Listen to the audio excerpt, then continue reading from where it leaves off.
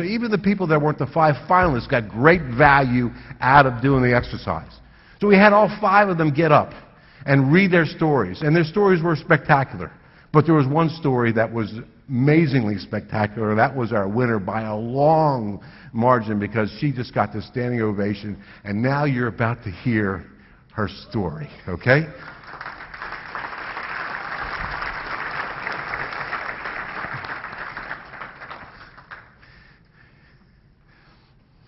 Okay, my particular person that's supposed to be Sydney is Cassandra, and this is the letter that I wrote. And all I can tell you is it really came from my heart.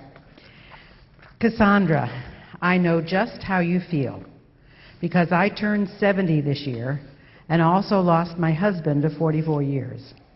It's a whole new world for me, and I know it's a whole new world for you as well, with all the changes going on in your life. Maybe it's not as dramatic as my experience, but you have been taking care of someone almost your entire life, and it's difficult for you to start focusing on just you. And that's exactly what you need to do. In the last 5 years, I had my 3rd bout with breast cancer, the most devastating of all, lost my oldest son, had custody of a tween grandchild, and was a caretaker for my husband. I still had to run my business, take care of our properties, handle the household, fulfill volunteer duties, and stay sane. Did you multitask the same way?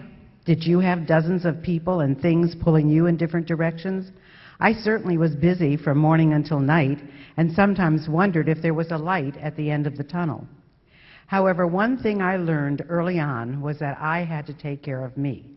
So I learned how to operate the computer and how to market my business online, continued my daily workouts, my #1 at-peace time and stress reducer, got a dog and a cat who love me unconditionally, organized my time for maximum effectiveness, and tried very hard not to get trapped by the circumstances surrounding me.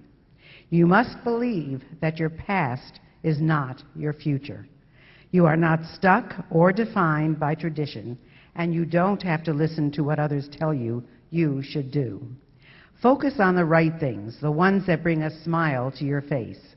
Find that passion and focus. Experience the excitement. Live your dream. I know that how you look and feel are important to you. No matter what you do, there are new daily aches and pains. A few extra inches may creep up when you aren't looking, and sometimes the face staring back at you isn't the one you remember. Guess what? It doesn't matter. You're still the wonderful person you were, only wiser and sharper. You deserve every fabulous opportunity that presents itself and the success that comes with it.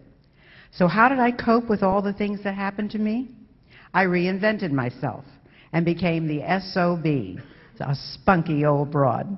I figured out there were 9 secrets to living a life that's free of regret, and they are things that you can easily follow. And what's even better, I've developed an entire community that follows them as well. And we want you to be part of that. They want to help you discover your future path by supporting you in your dreams. It is never too late. A new future is always possible. Your someday is now, and we will be cheering you on. It doesn't take a new dress, a piece of jewelry, or new lipstick to create a new you. It's your community of SOBs who will love and support you unconditionally and be there for you through thick and thin. And more important, I will be your chief guide, taking you through all the steps you will need to wake up with a smile on your face and love in your heart. Let me give you a recent example. I was in Chicago to give a speech and had an entire afternoon and evening before I returned home. So I decided to treat myself to a few shows and a nice dinner. Yes, I do go to events by myself and have a terrific time. I saw Jersey Boys and was walking on Dearborn Avenue to a restaurant recommended by the concierge. It didn't open for another 30 minutes and I was starving. So I continued walking towards the other show I wanted to see, which was Wicked. I found a delightful place called Pettorino's and sat at an outside table enjoying the beautiful weather and sights. Just about the time I was finishing, 4 women came to the table right behind me. Before long, they invited me to sit at their table. When I told them I was through, they said, "Sit with us anyway."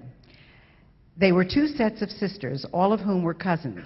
To make a long story short, I sat with them for about 45 minutes, told them about the spunky old broad, and they all asked for my card. They wanted me to come to their home the next day, invited me to another event, and were absolutely terrific. They ended up subscribing to my SOB e-zine and newsletter and want me to stay in touch. I will guarantee you that you will experience the same kind of reaction from people when you join our club.